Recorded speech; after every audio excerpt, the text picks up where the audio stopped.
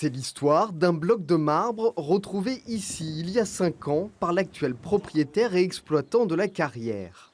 Un morceau arraché à la falaise au XVIIe siècle par les carriers qui travaillaient alors pour le roi. Les marbres étaient extraits, ils les avaient couchés ici. Il y avait énormément de broussailles. Quand on a découvert tout ça, pour commencer à faire un prélèvement, un échantillonnage, et on a découvert tous ces anciens blocs ici.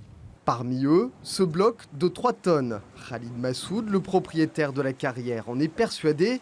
Le marbre était bien destiné à Versailles, car il porte une inscription sur le côté comme tous les morceaux destinés au château. De là est né le projet de le livrer 350 ans après, en utilisant pour partie les techniques d'autrefois.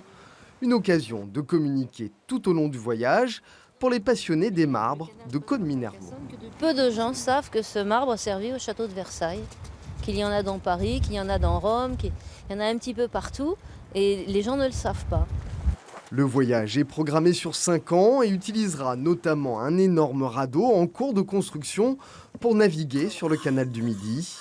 Et le château de Versailles n'est, pour l'instant, pas vraiment au courant. Cette année, on a décidé de faire un essai de transport du bloc, c'est-à-dire des carrières jusqu'à Carcassonne en passant par le canal, de faire des essais.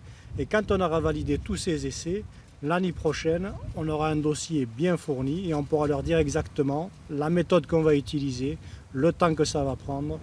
Livraison programmée en 2024 avec une première étape mi-juin au port de Carcassonne.